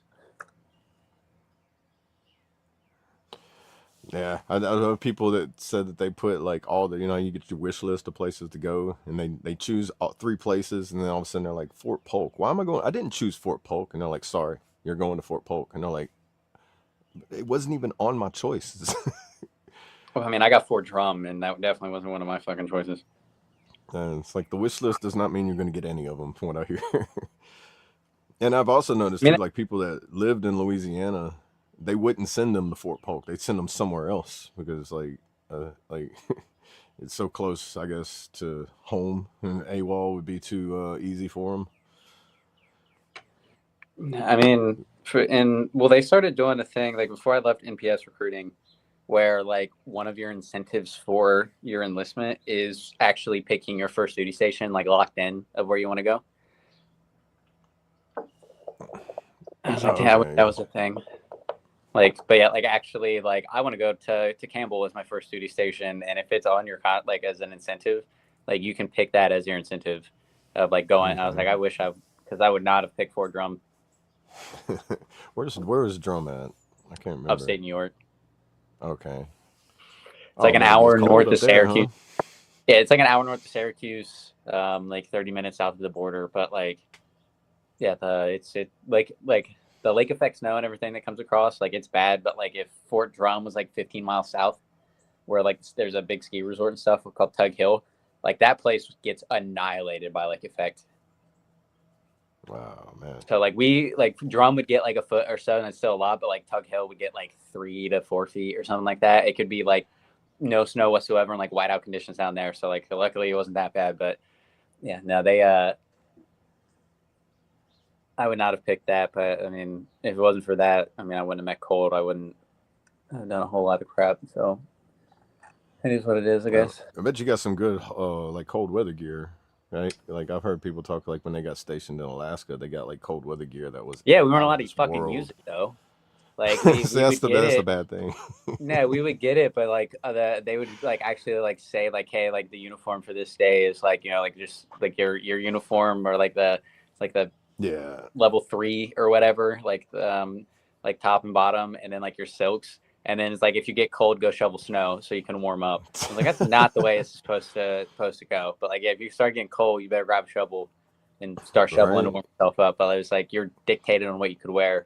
Like the big like marshmallow suit, I think we only wore once, and it was when we were out at like an ASV range, and we got like a blizzard came through while we were out there and got snowed in for like 2 days. And then they're like, we're not moving. Like you guys can like wear that. So we're all just like sitting there cold as shit, like actually wearing that gear. And yeah, but like we were like never allowed to wear it. Oh. See, Kentucky guys, I was there.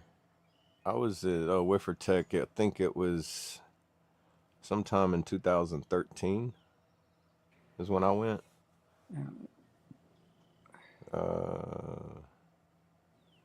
Yeah, 2013 and 2014. It was the beginning. I know it was around in February because I went there. It was warm, and then the next day I got there, it was snow, and I was like, "This is not what I'm used to."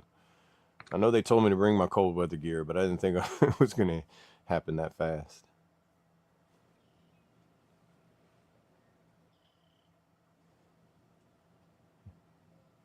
Yeah, I can't remember the names of my instructors, but they was the one they. It was two or three of them, and they were doing like the MP reclassing. In Africa. Interesting. Yeah, they told me about like, and they whoever was leading the class, they told me about the because I was getting reclassed to be able to jump on rotation with going to Guantanamo Bay. Boy, they had some stories about Guantanamo Bay from 2007. I don't think I can share them.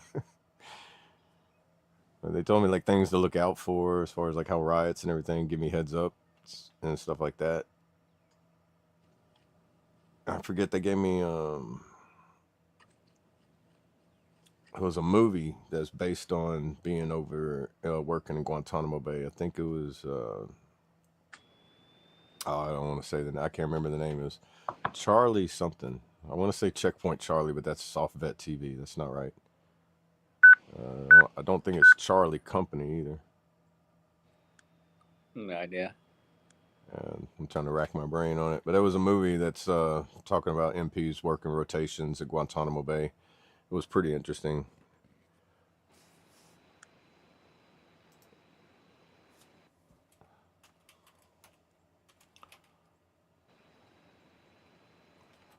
Stupid internet in my office. No, it's not called Charlie Company. Charlie Company is a Vietnam historical 11th century Vietnam. Yeah, I went when they just started taking out the training for forced cell extraction. That's what I got injured at in my phase 1. And no, they didn't do the pepper spraying or the tasing through it. It wasn't part of the schooling. One guy got an option to do it voluntarily, but you wouldn't get a certificate for it. And if you got injured during the process, you wouldn't get any kind of medical assistance because you wasn't a part of the required course. And then it was all based in the unit level to get your certifications. Yeah, I've gotten OC sprayed once, and I think I've done the taser like 10 times. Yeah, when I got OC sprayed, it was the oil base, and I guess I was like allergic to some part of it. It's like my eyes were like swollen shut for everything for like 3 days. So even when I was like on patrol and stuff, I wouldn't draw it, and I'd tell like my guys, like, if you ever OC someone, like, I'm not getting out of the car. But yeah, like I'd rather get tased every hour than not get OC sprayed again. Yeah. I mean, I've been in the little outside area watching everybody get sprayed, and if you happen to be like standing behind them and they, that residual gets past them and onto you, oh, it's fun. Yeah, no, I'd always like have to go and do like the guide and like an instructor stuff of like taking them through the course and everything. But I'm like full like freaking like face shield. I got like my baklava and like my beanie on my sunglasses. I was like, I'm not doing any of this stuff. And then it's like because for you to carry OC spray on patrol, you have to get sprayed and go through that. It's not like a requirement for the taser, but like we tell everyone to do it anyway. You at least have to get dry stun, but it's like go through and just do it.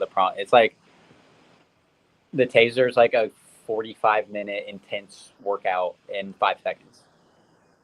Yeah, that's what I've seen. I've never I've had the little stun guns. I've had those like playing around with friends before. Yeah, that's like never the probes where it's like the laser and they're like taser, taser, taser. It's like I hate it when somebody says it with that condescending laugh behind it too. They're like, I'm like, well, when I was in drum, I think it was probably after Colt left. When I was in drum, I got tased by my patrol partner on shift. But it was like On accident? He was on accident. It was like a new guy. I was like training. I'll give you guys the story and stuff before we hop up. So it was like a new dude. He's a dumbass. But I was like going through and like training him. It was like his second day on shift or something. And anyone that's been to Fort Drum knows like Triple Deuce. Like they're notorious for being dumbasses and all that crap. So like There's a Triple Deuce on Fort Drum. Yeah. That's the unit I was in here. It's called Triple Deuce. But the call we got was a dude like knocked someone out or something like that. Was like the call that we got. So whenever we like, but my patrol supervisor showed up before us and went to like the CQ desk or whatever and like explained it. And, like, yeah, there's a dude like that's like just knocking people out. So my patrol supervisor saw someone down the hallway, went to go talk to him, and forgot what it was. Turned out it was that dude, and he knocked the patrol supervisor out. Oh god! Like this dude was like 6'3", 6'4", something like that, like 230, 240, maybe like a little bit more than that. But he was just yoked, like all shoulders, like and like just like yoked as hell. Turns out he was high on cocaine and bath salts. Cool. So you wasn't stopping him. He wasn't feeling anything. But yeah, so he knocked him out. We showed up. It was like a minute or two later, and like course CQ was like, "Yo, your boy just got knocked the fuck out." And we're like, "Where's this dude at?" And they're like, "Down." He's like right there. So I went through the hallway, and he like tackled me. So we're like fighting on the ground, and like this new dude is literally just standing and watching. Like for a good like 5 or 10 seconds, is just standing and like watching, and like as me and him are like fighting on the ground. And then I was like, fucking do something. He's like, what do you want me to do? And I was like, tase him. And you guys like know whenever you like tase, you're supposed to like turn the taser in the direction of like the way that people are laying, because the prongs come out at like a right. Yeah, they come out like yeah. So he didn't do that because like so we're like laying on the ground, and we're kind of like at like an angle or something. So he went to tase the dude, and I heard like taser, and I went to like push off the dude a little bit, and I saw the prong go into the dude's chest, and then I heard the taser going off, and it took me a second to realize the other prong was in my ass cheek. Oh god! So then I just jumped on the dude to complete it. So I'm doing the whole crap as well. Oh, They didn't work. Obviously, as soon as it was done, he decked me right in the face. So I was like, tase him again. So we did like tase him again. We finally got it, and then the prong was stuck like on the dude's like chest, and we had to wait for medics and stuff to come out, and so I got him handcuffed. I was like, this dude could break out of these handcuffs.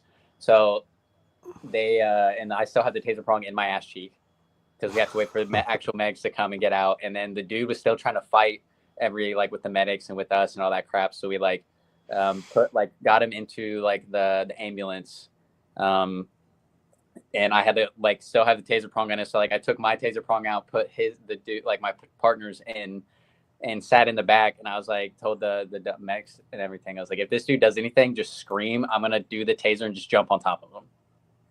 It's like he could easily like break out of these restraints. He didn't end up in all that crap, but like yeah, that my patrol partner literally had to go for like 2 or 3 weeks and give a like class of how to properly utilize a trainer or utilize a taser. He had to go through certification for it, like a whole bunch of crap. And I ended up like the dude ended up like breaking my nose or some crap like that. But yeah, and so I didn't go and patrol anything for like a month. But yeah, that was a fun day. And this was at like 3:00 in the afternoon on like a Tuesday. Cool. It was like middle of the week, like nothing special. And this dude is literally high on cocaine and bath salts and just flipping out. Just yeah, I've seen like videos of people in the bath salts or something. Like I watched one where this guy was getting tased and he was in the middle of a freeway. It was on like like back when cops and like live PD or whatever. And they're tasing. It was like 3 cops, 3 tasers. They're tasing. The guy's like clenching onto this car door. He's so jacked up on cocaine. And it's like he ends up like breaking the door off of it, I think, or damaging the door. And by the time that he ended up like he was so amped up on it and tased so many times. By the time the drugs wore off of him, though, he ended up like having a heart attack. Like well, I mean, yeah, that's still insane. Like almost get like a superpower whenever they're on that. Well, it was cocaine and bath salts. Like this dude wasn't feeling anything that we were doing to him. Yeah. Yeah, I think he also he was also like drunk or something like that. He had like some jack or some crap like that. But like he probably didn't feel none of that with the bath salts and everything. It was just he wasn't feeling anything. Like I think it was more like the only reason he ended up like stopping and stuff was because he said he hated the feeling of not having control of his body. Like whenever like the taser was going off, but like it didn't, like it looked like it didn't affect him at all. Like he was just like right. as soon as it was done, freaking would swing. And I'm like, yeah, fuck it. I was like, I mean, that was a horrible debate. Yeah, it's funny, born in Watertown. Yeah, there's man, imagine the calls, the calls you have to respond to. Just like the ones I've heard while I was in too. Some of them are just like, man.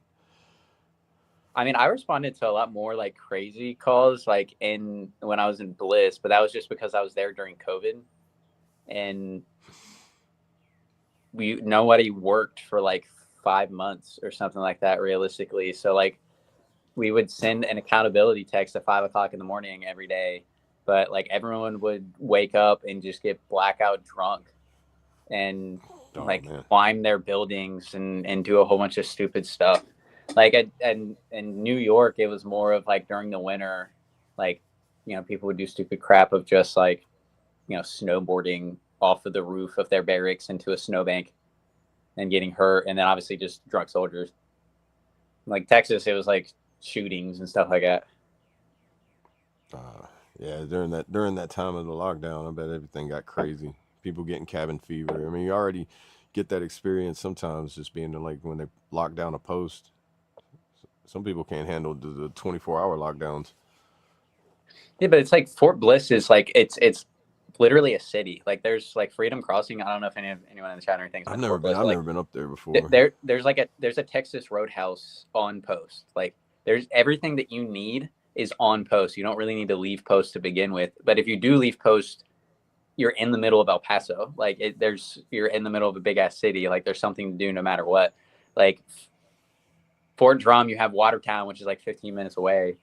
But there's like nothing to do around. So everyone just does stupid stuff because they like don't have anything to do. Like, yeah, if you've ever been to like there's a whole little like outlet mall on Fort Bliss called like Freedom Crossing. It's like movie theater, Buffalo Wild Wings. At the time there was World of Beers, but I know they were shutting that down when I was leaving. But there was like 2 bars on post, like Texas Roadhouse, a movie theater, Buffalo Wild Wings, Chipotle, like everything was on post. Oh wow, yeah. See, I've never been that far north. Actually, Kentucky's the highest north I've ever been. Well, I was talking about like that's on Fort Bliss. I've never been to like a military post that's actually had all that on there. Normally, it's just like Fort Bliss, the only Texas. thing that's had anything remotely like that would be like Fort Jackson, where they, you know, like having a movie theater or like a bowling alley or something like that. That was the closest I've seen anything like that. Well, I went from like Fort Drum, like you have a Burger King. That's it. Like there's nothing on post. Yeah, I remember like Burger King on Fort Jackson. Like the movie theater, you go to the mall in Watertown, but like in Texas, like everything was on post. Like you didn't really have to leave post that much. Like I know they were in talks. I don't think they ended up doing it, like building like a Cane's or a Chick-fil-A on post.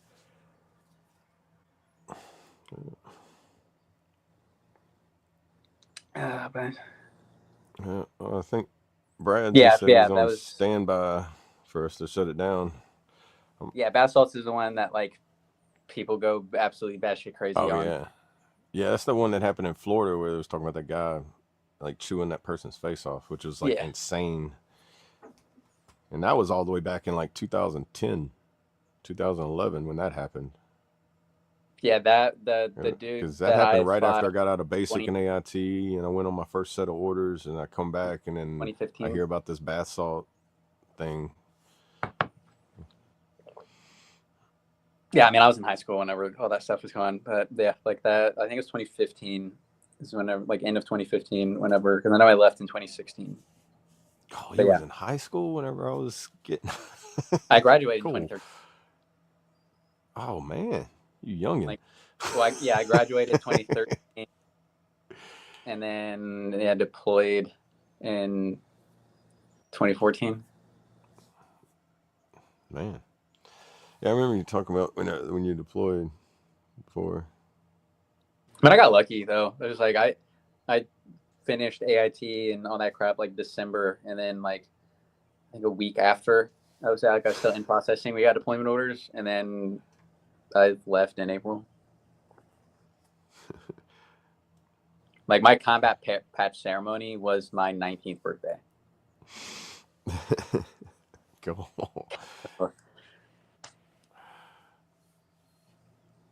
Yeah, no, I'll be 31 this year. Whew, man. Yeah. Trace, Well, you you're ain't like that what? bad. Like 75, 76, somewhere around that time frame? He's turning my age, 34. He wishes. That's my age backwards.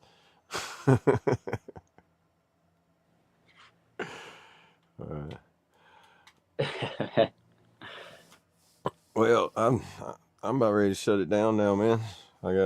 I'm good if you are. I don't remember what my next meeting is. I I had think a little rough start to it, and I tell you, man, it's difficult doing it by yourself. Or not difficult. It's just like I tried trying to act as two people. As soon as that meeting was done, I was trying like hop back in, but at least Sling and everything was able to hop up with you. But yeah, I appreciate you Sling hopping in, saving me from going off on like my little Rolodex rants. My Rolodex was starting to spin. I was like, just talk about something. What it lands on, that's like a roulette game. oh, finally my internet, my station's back on. What was I gonna do before? Yeah, we can go ahead and shut it down and everything if you want. All right, you want to handle the prayer? I can. Give me a second.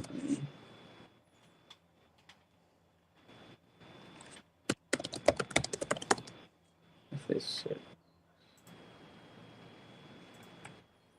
What was it that I was gonna Google earlier?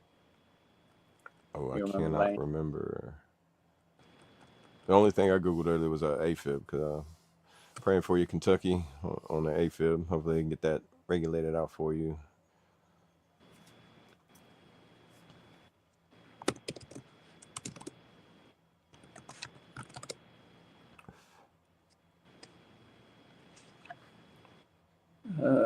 Yeah, you can go ahead and do your little ending stuff. I responded to email real quick. All right. Well, everybody, we do appreciate just hanging in there and stepping in today with the F.O.B on this Talk About It Tuesday. Hope y'all have a great day. And the weather is hope it's gonna be pleasant for you for the next few days. It's supposed to be fairly nice down here. Seems like it's getting better up there for Brandon. Hopefully the snow melts, and hopefully you don't get any more. I'll quit asking for it. I quit asking. I'm not even gonna joke about it no more. But we do appreciate you stepping into the F.O.B. And a little motivational thing I found: be not afraid of growing slowly. Be afraid only of standing still. And y'all remember, y'all matter. You're awesome, and you're not alone. And reach out to somebody and check in with your loved ones, your friends, family, and anybody that crosses your mind. Any words, Brad, or are you able to? I don't know if you guys can hear me. When he hopped back up, he's muted. I don't know if he's got the echo. Can y'all hear me? He's going to be able to. There you go. No echo either. That's perfect. Can y'all hear me? I can hear you, but I can't hear AA now. Oh, I can hear you both, y'all. He can't hear me, but I've said my outro. How about now? Now I can't hear anything. Hold on, let me. Now, them technical reset difficulties, y'all. This is what the backstage looked like this morning. My bad, I can hear. I see. It's crazy. I can hear both of y'all, but it messes up him hearing me or you only. Right. But I can hear both of y'all. It never messes me up. It only messes y'all up with y'all being able to hear me or something. That's crazy, dude. I see Chaotic in here too. Yeah, Trace is in here. I guess he was waiting. He was gonna shut it down for y'all if I wasn't in here. Oh yeah, Hey, great morning, everybody. He's seen you True in there. American Brad ass.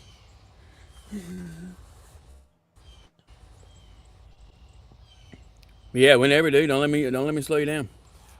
Oh yeah, Brandon was gonna handle the prayer. I said my little out already, and then you popped in. Yeah, is he coming left back? him with- I think he was gonna try to, because like he lost, he wasn't able to hear me anymore. Got you. Yeah, sorry about all the technical difficulties, guys. We doing the best we can, bearing with what we can. Yeah, working remote on a remote server. Yeah, you're working remote, but we still showing up. That's the big thing. Right. There he is. All right, there we go. Can you hear? Yeah, I see. I can hear y'all either way it goes. It's only you or him that either have a problem I hear you. with me. I don't. Okay, yep. But you can hear me now, Double A? Yeah, I can hear you. I could Okay, hear you I before can hear too. you You now. just I couldn't don't- hear me. Yeah, I don't know. It was the opposite thing last time. There we go. But yeah, because whenever we had the shit on the, I forget what day it was, but it was, I could hear, we could both hear you, but we couldn't hear each other. And now Right. it's, you can hear. Right. Okay. Yeah, As long as it's so working, weird dude. how it works. It's working now, but I don't know. It might just be because like you're on your phone or something right now, and StreamYard's like only one person is allowed to be on their phone. Right. Maybe. And dude, if this proves we're not AI, because AI wouldn't do this. Exactly. Exactly, It's like dude. AI. Real as it gets, Could right you here. imagine AI faking a technical difficulty just so it could be like, I don't want them to know. That would be Yeah, right. the ultimate You know what I mean? Terminator trick, you know? Yep. I'm getting ready to go for my ruck, boys. How There far are you you go, going there today? you go. Shit, right at 4 miles, probably. Heck yeah. Oh, you're doing it this early? Get it in while I can, brother. Yeah. Since you want to say the ruck, here's another little motivational thing. If there's no struggle, there is no progress. Facts. Facts, y'all. Day 17, y'all. Day 17 of 28 today. Rocking, man. It's amazing. I think I still need to do a couple more miles to catch back up for the 3.5. I each got day. you. Like, I think last time I looked, I'm at 63 out of 100, dude. So, There you go. I have to go and look. I think I'm probably around like the 50, like high 50s maybe, yeah. or take like maybe like mid to high 50s, but not anywhere close to what I want to be. That's understandable, dude. You still rocking. You still active duty and all that shit. Oh yeah, and it's also freaking this whole new first sergeant and Yeah, going to Pittsburgh and all that stuff. right. But I'll catch back up. I'm not gonna lie. Like yesterday, I didn't do anything. I stayed in my bed the entire day. Right. Like I was like, this is a rest day. Like the federal holiday, I'm taking a day off. I played NASCAR 26 like half the day. Like I just chilled and relaxed. There you go. Gave the body a break for a little bit, but Mile marker 23. I see you trades. Yeah. If Danielle is or Daniel is still in here, ask real quick, what's her MOS? I was mechanic, 91 Bravo, if y'all want to say. 68 Before we whiskey. leave. Combat medic. I don't even see that. I joined as an MP, 31 Bravo, and then I reclassed to recruiter. It was at the time 79 Romeo. Now it's 42 Tango. I switched all that fun stuff, but yes, I'm a recruiter now. Swag. Yes, And sir. I was also military police. I had a little taste of that to realize I like being a mechanic more. I like what I do now. Like I like doing the medical recruiting aspect of it. Aviation ordnance. That's one of our other hosts, y'all. Mr. Ooh, Traits. Aviation. What's your little slogan thing that you say, Traits? If you what was it? If you ain't whatever. IYAYAS. No, if you ain't ordnance. IYAOYAS. Or something like that. You ain't ordnance, you ain't shit. Yeah. Yeah. I think I said it right for him. I was probably that. Yeah, 91 Yes, Bravo is sir. mechanic. Will be a mechanic. That's part of the ordnance corps. Right. I agree with you there. I don't know if y'all can see it or not. Is it Yeah. backwards? No, No, no, it's right. it's right on mine. Yeah, combat medic. There you Is that go. your basic? Is that your basic training And it, tattoo? yep, and then gone but not forgotten. There you go. You know what I mean? Oh, have I ever showed y'all this one? I've seen it. Is that like the ambigrams where you can flip it Yep. over and it's got like it says one thing? That's veteran. Okay. I see it. Combat. Combat. Okay. Yeah. Can you read it? Yeah, Yeah. actually, I know. Now that you said, yeah, I can tell now. Yeah, that's dope. Yeah. Yeah, combat veteran, bro. And like I like the way they do ambigrams like that, where it's like it's almost like hieroglyphics in a way. Like you Right. gotta Out of the pay woods, attention what's to up? it to see it. You know. Yep. And it portrays a message for sure. Like life over death. Sure. That's one of my favorite ambigrams. Yeah. Appreciate that, out the woods. Yeah. I've already said my closing. If y'all want to throw one in before as we go out, because I'm about to have to make a bathroom break here in a little bit. Oh, you Jesus cut out and faith. That's pretty cool. Is that You traits? cut on my audio for a second. What'd you say? I was saying, whenever y'all want to do y'all's outro, I'm gonna have to step out here in a minute, take a bathroom break. Oh, you're good. Let's shut her down, dude. Yeah. You want to go ahead and do your little closing, or you want me to go? Oh, yeah. I'll Well, I know you already did. I was restart talking it. Brad. Yeah, I'll do it again, just so it's not like so broken up. I do you're good. appreciate y'all coming in.